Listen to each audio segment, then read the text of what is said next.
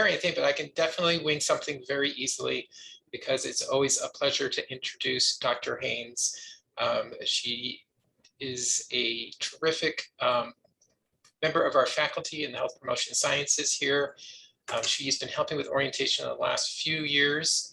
We're going to ask you all for your feedback on orientation. We do that every year.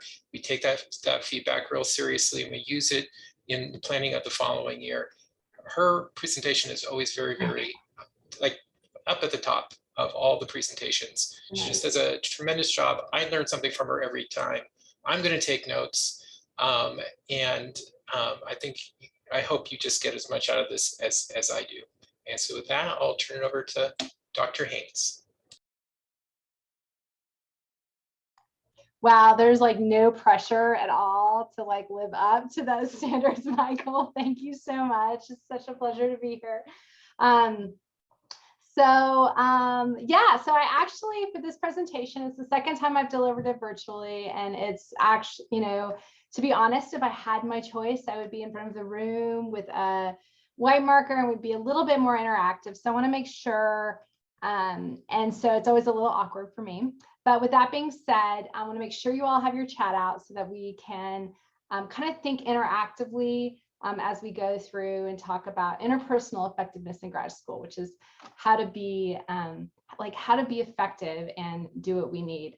Now, I notice as we go forward, Tish is still like a very large screen on the computer. Is that something I need to do to change that, or is that just for me and how I'm seeing it?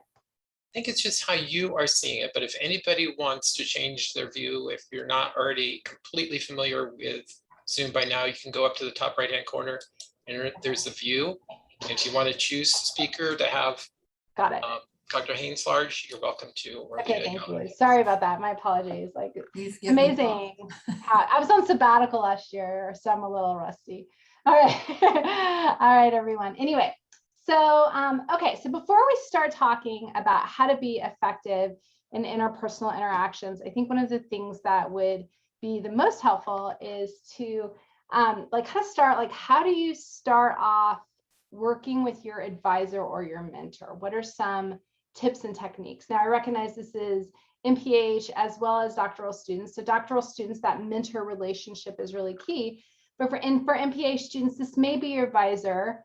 It may actually be someone like a preceptor when you go on internship or a key figure. But whenever we start off a relationship with somebody that is going to have some evaluative potential, I think it's really important to kind of think about like what expectations do we set in that relationship. Okay, so with that, and I apologize, just looking so it's my notes.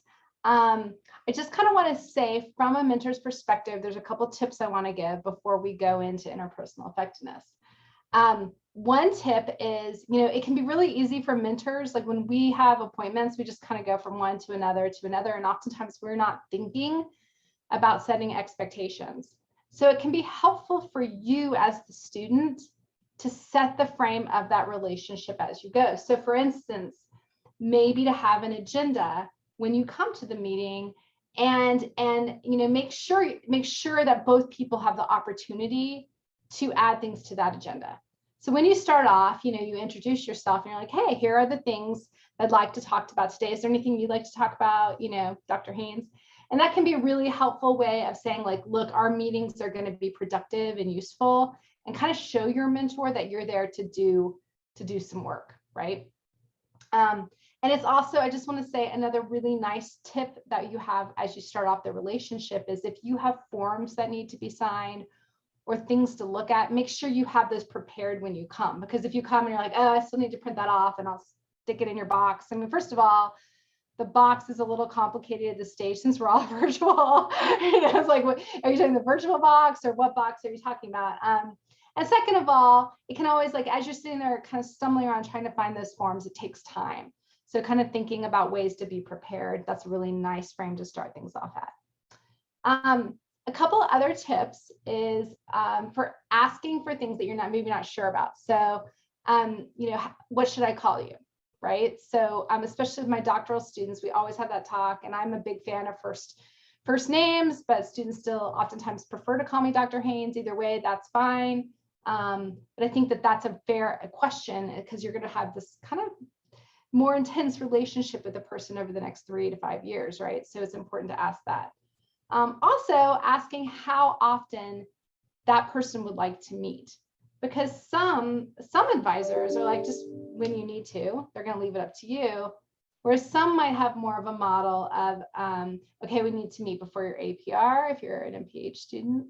If you're a doctoral student, I know for my group, I really like to have that meeting at least every other week. Sometimes we meet weekly, just to check in, just to keep going. And then to think about, hey, would it be helpful to send a calendar invite so that my advisor can remember that meeting, right? Because anytime there's a change in a construct I study, which is called social rhythms, or a change in our daily routine, it's easy for people to forget, especially when in the land of virtual, when everything else seems to stay the same. So really taking it upon yourself to schedule that evite, to schedule that meeting, and to making the process of your meetings explicit for both people. Okay. How would your advisor like to communicate? So I always offer my cell phone number to my mentees. Is that how you want to communicate with your advisor? Maybe it's more messaging, maybe it's more email, maybe it's the phone, right? Like really asking, and it may be different for different matters. So like my students know that when I get text messages reminding me of things, I really don't like that. But when I get like phone calls or emails reminding me of things, I often appreciate that. And part of the reason is I'm the psychologist for the Tucson Fire Department. I'm chronically on call, so text messages are really things I have to look at immediately. So when I get reminder notes on text messages, I get kind of annoyed, right? So making sure your advisor has their own way of communicating, and that's explicit. So you can ask questions like that. How would you like to communicate, right? The other thing is some advisors they might say something like email, and then they might not respond to email. So what you're doing is you're setting up an opportunity to be like, well, you said you'd like to respond on email. Is there a better way, right? So you're setting up an opportunity to address potential problems that may come up later. Okay, the final thing to think about as you start this first meeting with your advisor is to query them if you have not already met with them. And this could be your preceptor again for your internship, but really to ask about expectations on progress. So this can be a good time, I think, to use your IDP. And I don't know, Michael, have they learned about the IDP yet? This is our first presentation. So wow. For most of the graduate students, it's the annual progress report. Okay. And for health promotion sciences, they have the additional IDP besides. Okay. So so I'll step back. So the annual progress report, it can be really intimidating as a student to know that you're going to be evaluated by your advisor. But I'm here to tell you that that is actually for you, so that it's like a tool for you to use, not to be evaluated, but for you to understand the expectations and whether you're living up to them. And expectations are so key to knowing in advance. Like if you know what is expected of you, if you know how your mentor, advisor, or your preceptor, whoever that key person is, if you understand how they evaluate success, then you are like miles ahead of knowing what you need to do to be successful in graduate school. So really, and your advisor may look at you, or your preceptor, or your mentor, or your evaluator, whoever that is, when you ask them like, hey, what are good, like, what do you expect from your grad students? They might look at you with these like big eyes, like deer in headlights, and that's okay. But what you're doing is you're getting them thinking that, oh yeah, they need to tell me what they expect of me, because I guarantee they know what they don't want. They might just not have verbalized what they want. Okay, so one of the things I tell my students is I expect you to, like, if there's problems, that you communicate with me directly. Every year for each student, we come up with expectations in terms of their goals based on whatever skills they need to learn.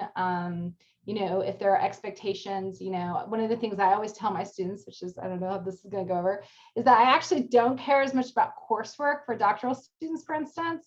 And at this point, I care more about things like your research and your research activity and development of skills that might be lacking, and professional skills in particular.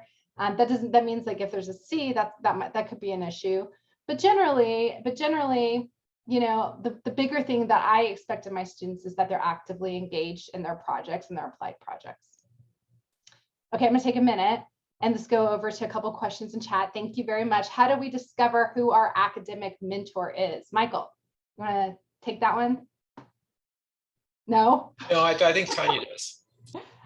I'm sorry, what? I think Tanya does, because that's an MPH question. Oh, okay, great. Thank you. Sorry about that. I just see you in my screen. Yeah, no, that's fine. That's absolutely fine. Tanya, you there? Oh, I popped it in the chat. The departments are finalizing the MPH faculty mentor assignments, and then you'll be notified by email. So those emails should be coming very, very soon. Keep an eye out.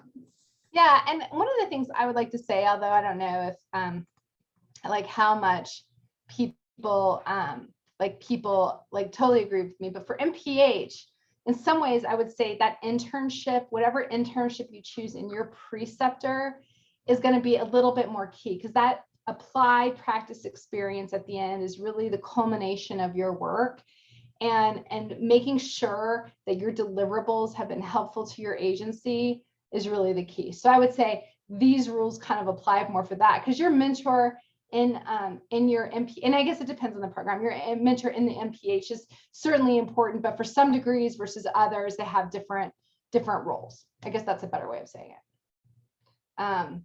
Okay, but regardless, with any professional relationship, I think these rules kind of apply. Like, what do you expect? How do you judge graduate school success? And how can I communicate with you? Okay. So that is sort of starting off with your perspective. And I apologize, I have a dog in here, so if I have to like go let her out, it's almost time for her to eat. Okay, so 3 things I'd like now to talk about interpersonal effectiveness. So what is it? Let's transition over to, we've talked a little bit about the first meeting. Now let's transition to how do I, graduate school is filled, I hate to say this, but it's filled with a number of oftentimes very frustrating landmines. Okay, like things we step on are frustrations or ways of dealing with things that we don't really know about and that we have a really hard time anticipating sometimes. And it can be landmines with whatever, an instructor, with a mentor, with a colleague, with a peer, but it's a time when we're starting to get our professional feet wet. And it can be complicated. And honestly, I think it's even more complicated virtually online, because there's new rules and there's less opportunity sometimes to develop relationships in a more casual way. So with that being said, I think that, what I like to talk about in this meeting for the primary amount of time that we're talking is something called interpersonal effectiveness, which is how can we get what we need out of these relationships and feel good about the relationship and keep the relationship going. Okay, so as we talk about this, there are 3 main characteristics I'd like to talk about. And I actually don't have a PowerPoint today. I really want to just talk about these concepts more generally and applied, and then we'll go into a group exercise where we apply it a little bit more consistently. Okay, but first I'm going to give you an example of the 3 exercises. So the 3 major things we want to think about. The first one is our objectives. Okay, so what do I mean by considering our objectives? Well, generally, when we are focused on objectives, we are talking about getting our goal met in a situation. So this might be getting somebody to do something, like maybe you need to get a form signed by somebody. It might be saying no or refusing a request, which can be just as difficult as getting somebody to do something. It can be resolving a conflict, or even just getting your opinion taken seriously, getting a voice in the matter. All of those are objectives we often have in interpersonal exchanges. So when we go into an exchange, we need to ask ourselves, what results do I want from this exchange? And what do I have to do to get there? Okay, so that is our objective in the situation. Now, if we are so objectives are really important to think about on the one hand, but on the other hand, if we are entirely focused on our objectives, we can get into problems. Okay, so for example, I had So I knew, okay, so I have a story. Sometimes these are clients, sometimes these are students, sometimes these are friends. So I'm just going to throw out that a random story of somebody who I was talking to about objectives. And well, actually, I don't know if I was talking to them, but we were talking, and this person told me, and like I said, I'm the psychologist for the Tucson Fire Department. They told me how frustrated they were getting pulled over for a speeding ticket. How it was a really annoying thing because she was 100% certain that she was not speeding. So to get her objective was to not get a ticket. And she was 100% focused on not getting that ticket. So what she did is she yelled at the police officer. Okay, she yelled. It ended up actually getting kind of heated. She like hit her car, and guess what happened? She actually got arrested. Okay, so that's I give you this example as a very extreme example of somebody who was only thinking about their objectives in the situation. They wanted justice done and they went for it. Exactly. Oh, wow, that's a very great comment. I appreciate that. So I always like to share extreme examples because the point of the three things we're going to be talking about is balancing, right? So if we just primarily focus on our objective, then sometimes we can be threatening, sometimes we can act hopeless or helpless, sometimes we end up in a problem situation. Okay, so objectives are important, but it's important not to go there 100%, like with anything. Okay, so that's the first thing. The second thing, the second element we're going to talk about when we want to get our things done is the relationship. Okay, so our objective, what do we want out of the situation? You know, what can we ask for? What do we say no to? But the relationship, we can act effective when we are acting in a way that keeps the other person liking and respecting you. Okay, so what do I mean by this? So this is when we balance the goals of the long term and the short term. So if we're acting with relationship effectiveness, so if we're saying, hey, I want to go in and my goal is to like come out with my advisor liking me, then we're asking ourselves questions like, how do I want to feel about this interaction when it's over? And what do I have to do to keep this relationship being good? Okay, so that would be relationship effectiveness. Okay, so, and I'm just going to tell you in grad school, it is always important to pay attention to the relationship, because you can imagine if you're 100% focused on your objective, you just want to get your thesis done, right? And there's some big hurdles in the way, like mentor hurdles, and you yell at your mentor, you yell at your committee. It would be questionable whether you get your objectives done, number one. And two, even if you did, you think they're going to write letters for you, right? So it's really important to think about relationship too. Okay, like how can I come out with this relationship intact so that I have it for the future and for now, as long as I need it, even if I don't like love it, how can I keep the relationship intact? So, a good example of a focus of an extreme focus on relationship when we get to problems is, I work for the firefighters, and when they have this phrase, which I think is really awful, but they always say it: happy wife, happy life. Okay, so that would be an example of somebody in the fire service that just says yes all the time to their wives or to their partners just to make them happy, even though they're not happy. So we can get into problems if all we're trying to do is make somebody happy. So while we have to consider the relationship, we don't want it to 100% dictate our happiness, because what happens over time if we are 100% focused on having a good relationship? What happens? Chat.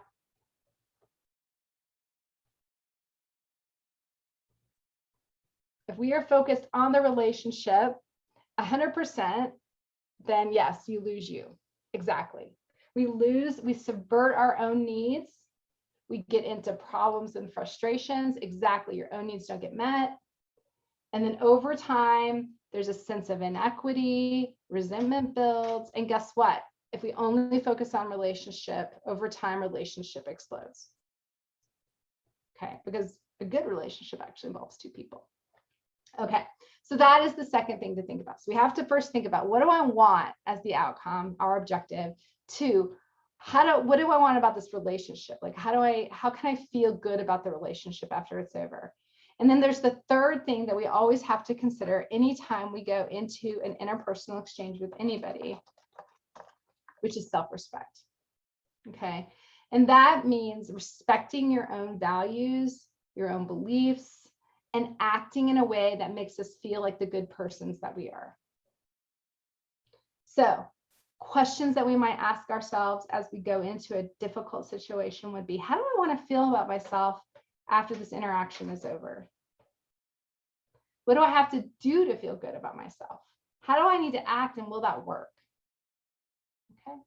So, so if we have problems with self-respect, typically it's because we're just either one, giving in for the sake of approval, which is being that doormat I kind of talked about, or two, going the complete other way, being like, I'm going to feel virtuous, and we kind of give up the relationship. I mean, but to a certain extent, self-respect can be a guiding compass to find the middle ground for our objectives and our relationship.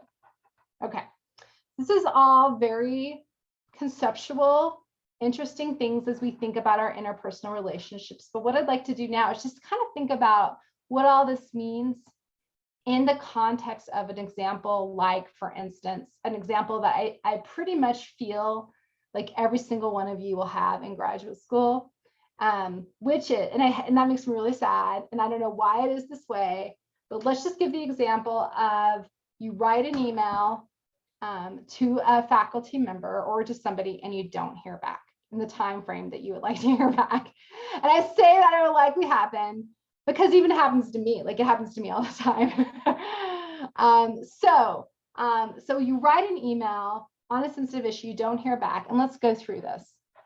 What is our objective in the situation? Please go ahead and chat anything. What would your objective be?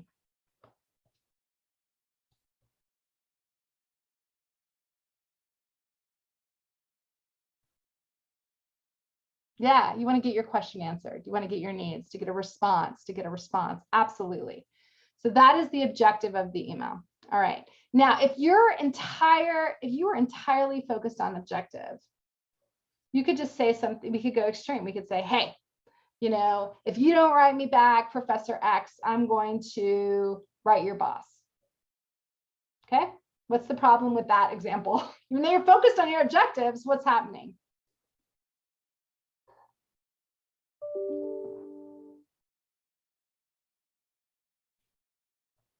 You're escalating, you're burning a bridge, you're putting professor in defensive, relationships damage, they won't reply because you're being rude. Exactly. So you're sacrificing your objectives and you're sacrificing the relationship. So good example of objectives gone awry. But so if we're thinking to ourselves, how can I strategically get a response? Maybe it's time to do something like write again. I want to make sure this didn't get lost, kind of assume the best. I'm going to make sure this didn't get lost in your email. I'm forwarding my email again to get the signature on your blah, blah, blah. Okay, good. Okay, and that I would argue would be a way to maintain the relationship and still give the objectives and feel good about it at the end, right? Now, let's just say you're really concerned about the relationship. You've written them that you haven't heard back.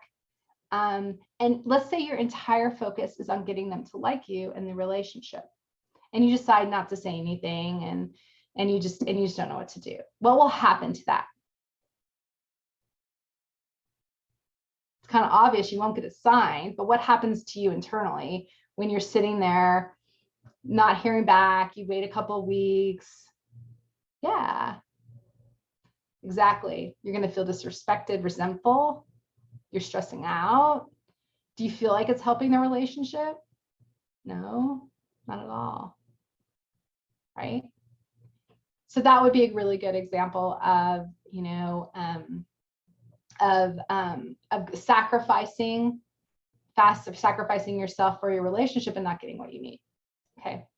Now let's talk about self-respect. Let's just say, you've been through with this professor, they're not signing, they're not responding again. Okay. And you really need that thing. And at this point, you've already written them. You're like, hey, you've worked on a relationship. And let's just say then you want to act in a way that's self-respect. It's time to escalate the situation a little bit, right? And there are lots of different ways we could go there. But I just want to give you an example of an alternative to self-respect. Okay, so one self-respect way. So here's my question for you. Which would feel better? A, going to your program director saying, hey, I haven't heard from this professor and I don't know if things are okay with them, but I really need this thing signed. Or two, writing the professor, you are like a jerk. I don't know what your problem is, and I'm filing a complaint with the dean's office. How do you feel about yourself with both of those? Both ways have the potential of helping with your objectives. The relationship, you could argue that the relationship's already strained anyway. But my guess is that you'll feel better as a person. Yeah, exactly. Asking for the program director for some help, asking for some assistance, rather than approaching it like that person is like a bad person and wrong. Right? So getting help, enlisting help, check with other faculty. There are so many possible contextual options. You can even go to the dean's office. You could go to student services. There are so many possibilities of ways of handling it. There's no one right way, but doing it in a way where you feel good about yourself, is really a key, right? And I always say, what is the litmus for feeling good about myself? Is not being embarrassed. Yeah, maybe someone else could sign. Absolutely. So many different solutions. But the litmus is, if I did this behavior, would I be embarrassed telling anybody else about it? Okay, so I had a colleague, used to work at the VA. I had a colleague at the VA who kind of had a hot head sometimes and had some, and he's always told the story about working with HR. And that's kind of a joke because the HR at the VA had a really bad reputation for helping people. Like it was oftentimes favors and favors and favors, right? And I remember this colleague went in there, like there was a mix up in his papers, and he went in there just like screaming and yelling. He's like, how could this happen? Throwing down a book, and I'm so tired of this, and really frustrated. And I remember he always gave that as an example. I thought it was a really sweet way that he gave it an example of a way that, yeah, it worked. He got what he wanted. He didn't really have a relationship with HR. It didn't really hurt anyway, but he never really felt good about the fact that he had to do that. That wasn't good for him. He didn't feel like the person on the receiving end would appreciate that, and he was embarrassed doing it. So it's sort of a good example of ways that, all of us sometimes lose it, right? All of us sometimes get frustrated, but ways that we can feel good about our behaviors when we act. All right. So any questions about those three things to think about every time going in? Three things to think about, ways to balance our interactions. I'll give it just a minute if you have any questions.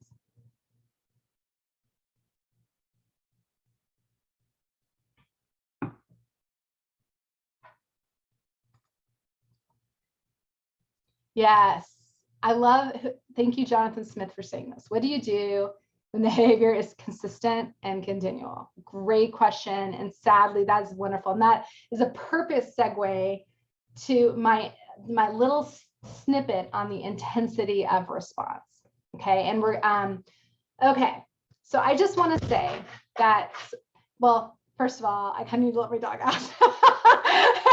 But I will see how bad she gets. I apologize. I usually get her out before I start.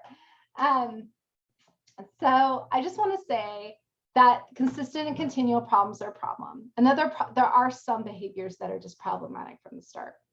So I want to say that if it is that all of these rules are very situational and contextual. So if somebody has done something that is pretty clearly a problem, then we don't even need to think about consistent and continual, right? Like we need to do something right away. Now, but for problems that we're talking about, like not responding to an email, that is not one of those problems, right? That is more of this is consistent and continual. And so I'm going to say that it's a good time at that point in time to evaluate a number of factors that help us figure out the intensity of our response. Like when is it time to go to the next level? When is it time to enlist help? How do we do that? Because this is not easy to figure out as a student, or honestly in life in general. Okay, so a couple of things that I would like to say. So I'm going to give you a couple of contextual factors to think about in terms of raising your intensity of response over time. So the first factor to think about is timeliness. is it a good time to sit down and have a good conversation? Is it time, like, is it a good time for this person? I mean, could they not be responding to an email from me because they're on vacation and they just got back? Or could they not be responding because they're here and I know they're here and, and there's actually no time like the present, right? So always thinking about timeliness before we intensify. Is it a good time to ask for what I need or to say no? Okay, another thing to think about, which is I think probably always on your mind, which is authority. So most faculty, most folks at this university have authority. They have legitimate power as a teacher. And I think it's really important is considering that power balance relationship, right? So some people are like, hey, we're equals. They just kind of, get a lot of like undergrads that come in right away. And I never forget an undergrad student I had who just right away called me Trisha and just walked into my office without knocking, which was fine. But I had to kind of explain to her that, there is a little bit of a hierarchy sometimes. And I'm doing something right now. And the good thing is I'm not like doing something else, right? So always asking ourselves, considering that power imbalance is always important to consider in our interpersonal exchanges. Okay, another factor to think about in terms of intensity is our rights. Is this person required by law or their moral code, right, to give me what I need? Like, is this, when I signed up for this university, is this person required? Like, kind of thinking through our typical rights and our moral code. Relationship. These are just factors, general factors to consider. And we're going to practice these in a minute. Is my request appropriate to the relationship? Could they not be writing me because I'm writing the wrong person? Or, is there a better person I need to talk to? I don't know because they're not writing me back and they're, but kind of asking ourselves, is this the right relationship in terms of seeking my needs? Reciprocity. Have I been responding to emails from them? Do I respond in a timely time? Like, is this relationship going back and forth? Am I willing to give to get? Important things to consider. Long-term versus short-term. These are just, so will like not doing anything now get peace, but create problems in the long run? Will I regret or resent this decision? So kind of thinking through, when do we start to intensify? I think asking that question about short-term versus long-term can be a really good possibility. Okay, 2 more to consider. Homework. Do I know the facts to support my request? If I'm asking this person for what they need, have I done all the work? Had I made sure that I know what I'm asking for? Am I clear about what I want? And then finally, capability, which is the person capable of answering my questions? And I would argue that if it's a good time, if my rights are there, if it's consistent with the relationship, if there's been reciprocity, if it's good for the long term, if I know done my homework and capability and they're still not giving me what I need, it's probably time to escalate.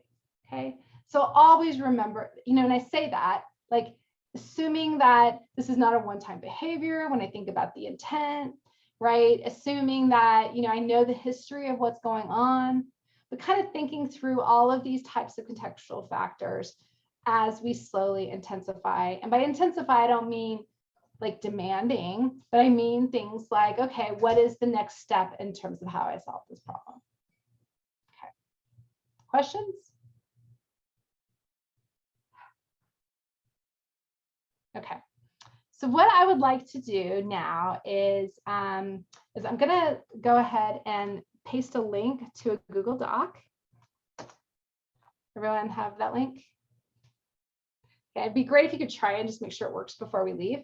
And what I'd like to do, and on this page, what I've done is I've pasted a number of vignettes.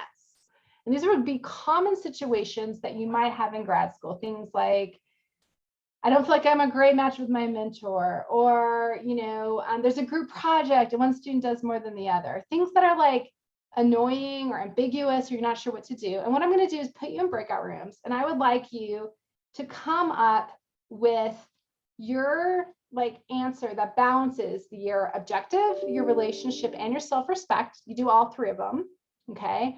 And come up with an intensity scale. So maybe the first thing I would try is that, and if this doesn't work, this might be our second step. And then this might be our third step.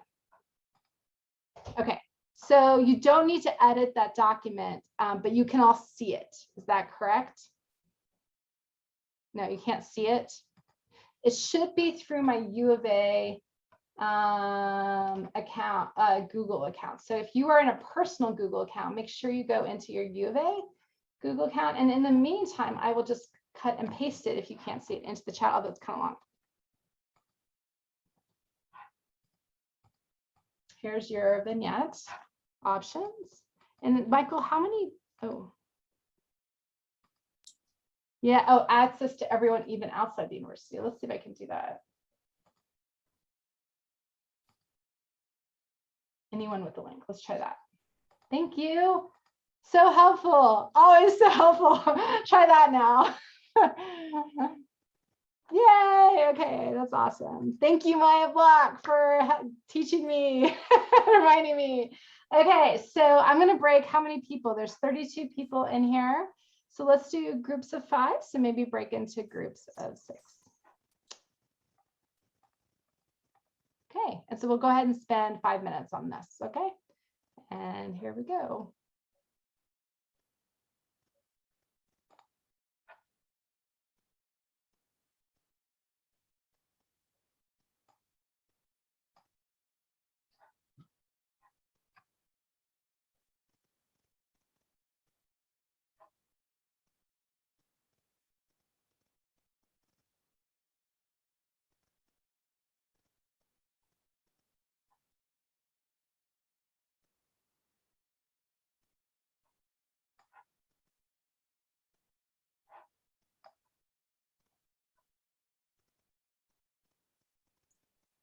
Thanks, Trisha.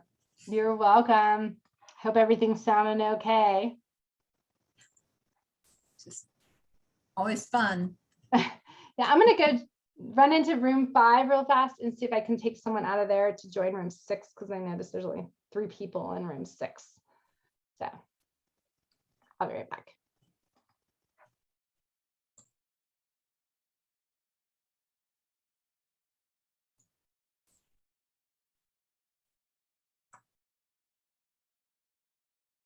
Hi, Corinne. Hi. How are you I doing? hopped off. I wasn't sure if we were supposed to be in there, if we were volunteering for the debrief afterward. I wasn't paying attention. Oh, I'm gonna flunk. You can, since it's going to be part of the discussion that you guys will have after the fact. So I think all the other students did go. Ah, okay. I think it was number 4. Are you able? Let's see. Breakout room 4. Okay. Thank you. I got it. And Adam, I see, are you having some Zoom difficulties? Yeah, I think I think Zoom crashed on me, and so I got booted. But you're cloned. I'll try adding you. Let's see if I could move you over. I was in room 1, or I was supposed to go to room 1. That's all I remember. Okay, let's see. Okay. Mhm.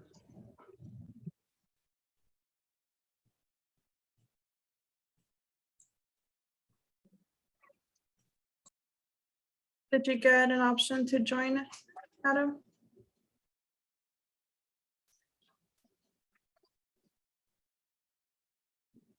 Sorry, his other one.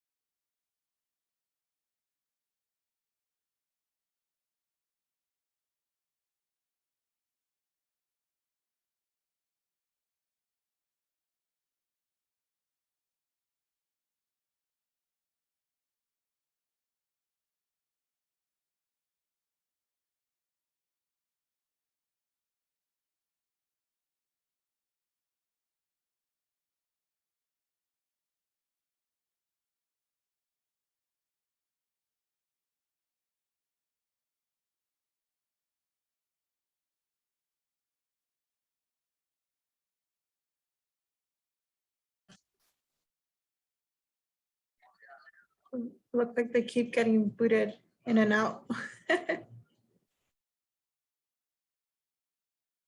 You're muted. I can't hear you, Trisha. Oh my gosh, I'm sorry. No worries. I'm getting old. I'm so sorry. I was thinking about popping into one of the weight rooms, just to see how they're doing. Do you want to pop into? Let's see, I don't Tanya's in room 1. Let me see if I can, because at least previously when I was host, it wouldn't allow me to. Okay, I'm gonna go into room 3 and just see how they're doing, and then Okay, let's see. I was until.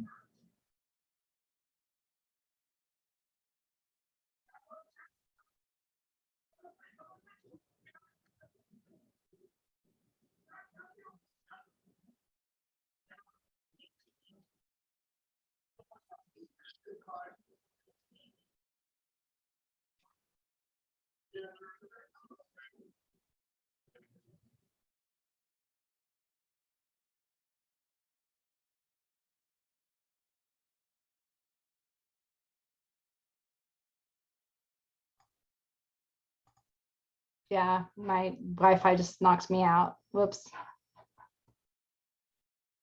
All right. So I think I lost the breakout rooms. They're still talking.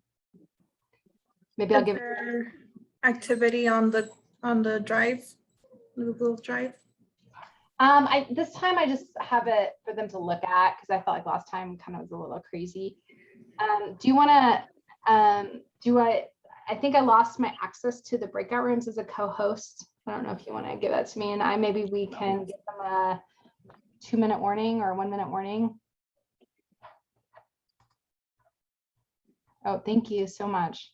Mhm. And then it did the same thing. It kicked me out again, trying to get into that breakout room. I think it's just an extra little willpower that Zoom needs when the internet connection for breakout rooms. So no worries. You were in 1, right, Adam? I was trying to get into one, yeah. Oh no, I'm sorry. Let's try that again. See if it kicks me out one more time. That 1 is not like a happy camper for whatever reason. Okay, 1 is not feeling it because I was in group 1. Oh, you too. Yeah, everyone's getting kicked out of room 1. It's really weird. We only have like 1 more minute. Let's see.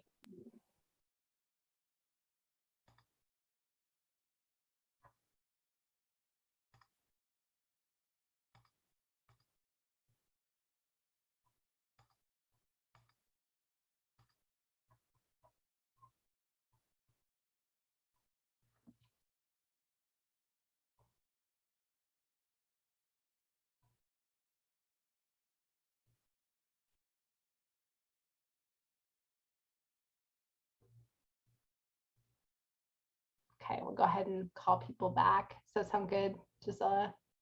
Yeah, okay.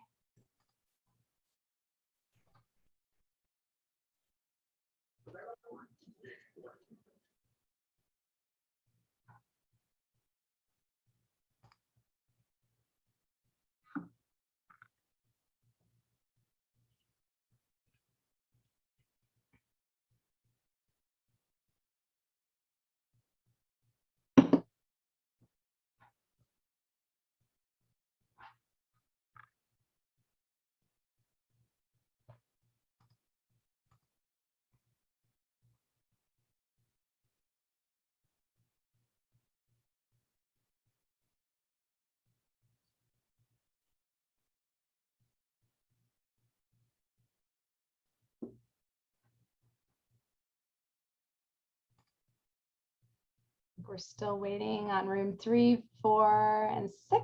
So just be a couple of minutes, folks.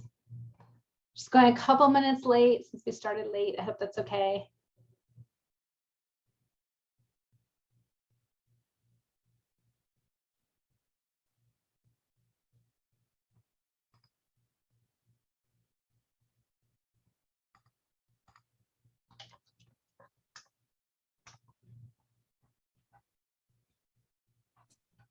All right. Everyone's back. Okay, so I apologize for those poor people in breakout room 1 that kept getting booted for whatever weird reason. But I would love to hear if anybody has, we're going to go just a couple minutes late. I hope that's okay. But I'd love to hear an example if somebody did a vignette that they would like to share. Go ahead and unmute yourself and go for it. I was in the group with Adriana and Hunter. We chose number 4, dealing with someone in a group project and that student is not doing their share. And if you've been in MPH at any time, there's group projects, and this is something that you'll probably run into at some point. So we decided that step 1 would be we would have a conversation with the student first. And Adriana said that we would do more of a check-in. Hey, how are you doing? What's going on? Do you need some help? Try to kind of monitor the progress in the particular assignment and check to see how the work is proceeding. That would be our first step. Step 2, if there's no change, we would have a group discussion.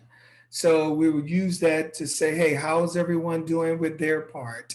And allowing the group to assess how we feel about the work that's being done, so that it would be the entire group evaluating its work.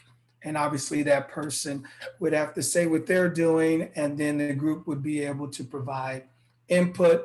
We also Hunter talked about it, establishing like a checklist of progress so that we are moving forward, but trying to avoid damaging the relationship, but still trying to get the deliverable. But we decided that in step 3, if none of these things worked, then our last option would be to go to the professor. That was awesome. I really loved that. Really well thought out, talked about. And one of the things that I think can be really helpful key sometimes, because sometimes we're sort of like hinting around like, hey, there's a problem. And we kind of immediately attribute it to like, like someone's having an emotional problem or some other problem that's keeping them from doing things. Whereas they might not even know that they're not keeping up with their share, might even not be aware of it.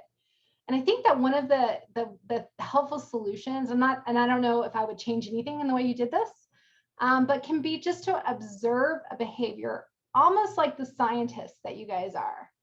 So like, hey, we observed that, you were supposed to have the intro, we had all agreed that you would have the introduction done on this part. And we kind of observed that, it was, that you actually only had like the abstract done. What's going on? Did something happen, or was there miscommunication? So, it's sort of not a judgy thing, but it's more of an observation thing. Like, here's the facts, just the objective thing. Here's the thing you said. Here's the thing we agreed upon. And it might be like, and we, another good example would be, hey, here's the introduction, and we noticed you only did a paragraph. Oh, well, I thought the introduction only had to be a paragraph. Oh, well, that was our miscommunication because nobody really knew how long the paragraph needed to be. But I think that maybe thinking more about it, would you all agree that that introduction needs to be 3 pages? Oh yeah, okay, now that makes sense. And let's go back and I'll get that back to you. So what you're kind of doing is recognizing that it might not just be about the person, but it might be about a miscommunication or misunderstanding of, there's so many different reasons people don't meet our expectations. It can be really helpful sometimes just to observe the difference between what's expected and what's actually happening. Does that make sense? Cool. All right, so really great example. I love the group project one because I think all of us have been through that at some point. And it's really hard because you want to remain friends with people that are in your cohort. So remember the relationship and how difficult that can be. And you guys definitely paid attention to that.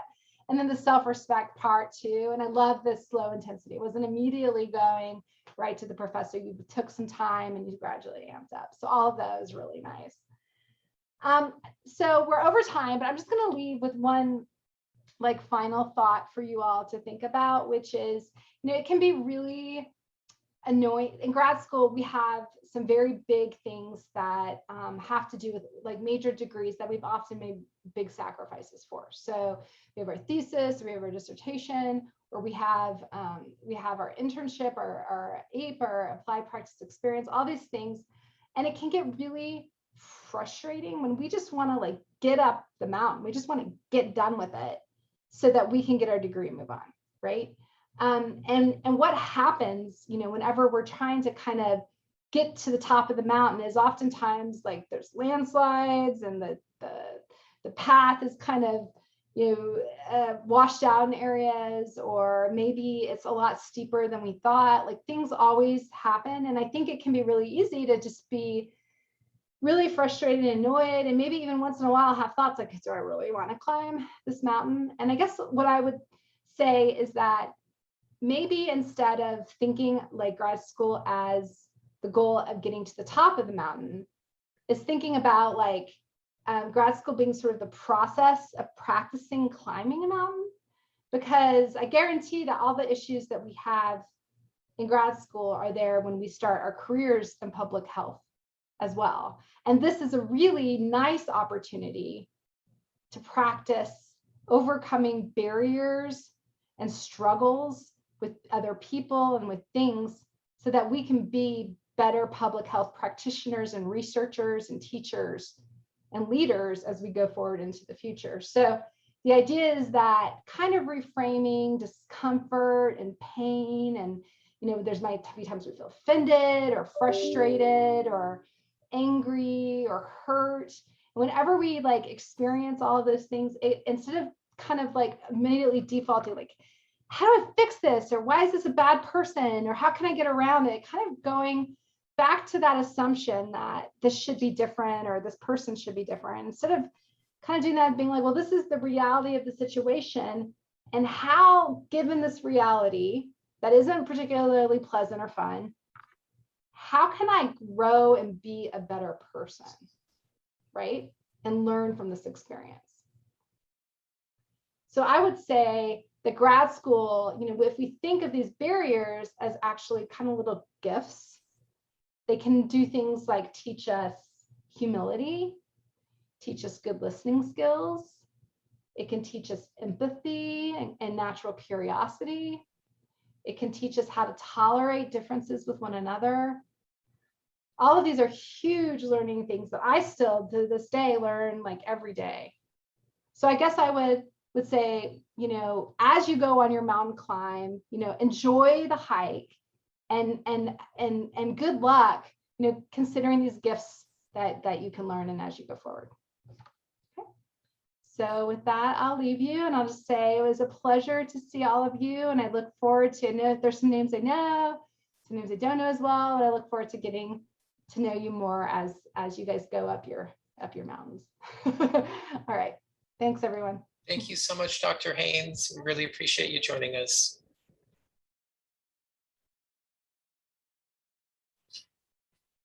Okay, well, that's, we're going to move next into for the Masters of Science and doctoral students. If you would like to hang out and chat a little bit, we have a few of our current doctoral students with us